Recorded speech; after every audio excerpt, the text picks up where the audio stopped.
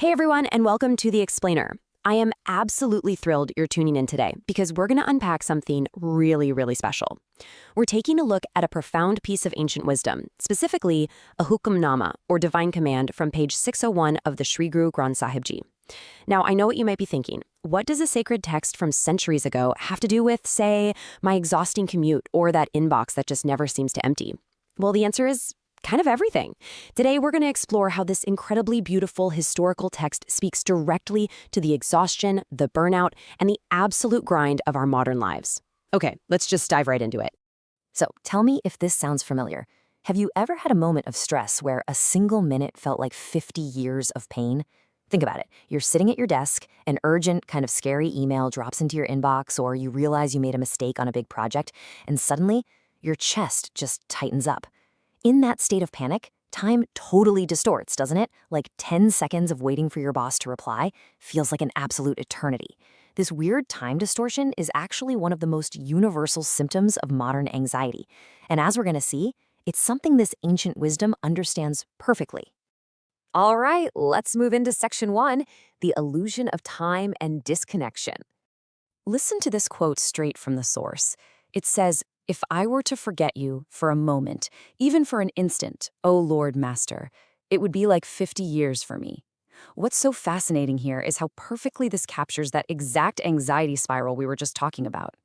The text is basically telling us that the very second we forget our connection to the divine, the exact moment we lose our grounding and let ourselves get swept up in the chaos of our to-do lists and our egos, our suffering just stretches out. Literally, a single instant of feeling spiritually disconnected creates a psychological reality that feels like 50 long years of carrying a crushing burden. The text goes on to describe the mind in this disconnected state as a fool and an idiot. And look, I want to say this with deep empathy because, honestly, we have all been this foolish mind. I mean, we've all been that person spinning totally out of control on a random Wednesday afternoon, frantically trying to control every single outcome, completely lost in the sauce. The text isn't trying to insult us here. It's just holding up a mirror to the absurdity of how we operate when we don't have a deeper spiritual anchor to hold on to. Which brings us to section 2, the anchor of wisdom and connection. So the text introduces this concept of the Shabad. The Shabad is the divine word, or the guru's teachings. When you think about our modern, super noisy lives, you can really think of the Shabad as the ultimate spiritual anchor.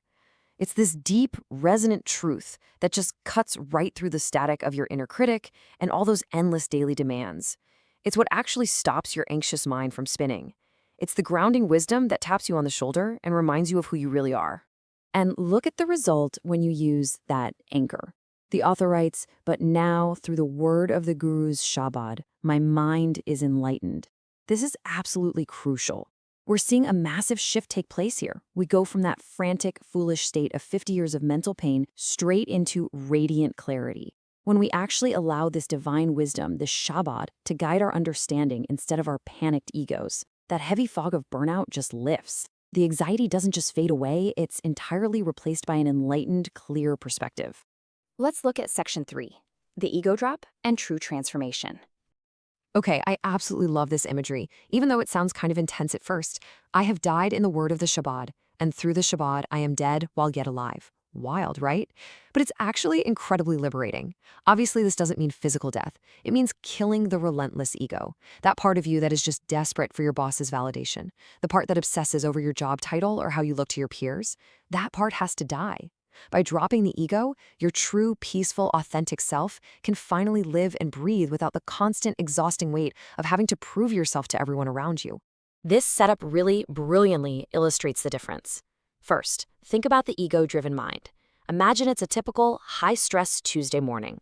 The ego-driven professional is stressed to the max, reacting to every single email like it's a personal threat, and they need constant validation just to feel okay. Now, contrast that with the purified mind. This person is dealing with the exact same Tuesday morning, the exact same annoying emails, but they are liberated. They are anchored in the Shabad. They still do the work, sure, but their sense of self-worth isn't attached to the outcome. I mean, what a completely different, beautiful way to walk through life. All right, on to section 4, escaping the toxic grind. And this comes with a bit of a warning. The text uses this specific term, manmukh.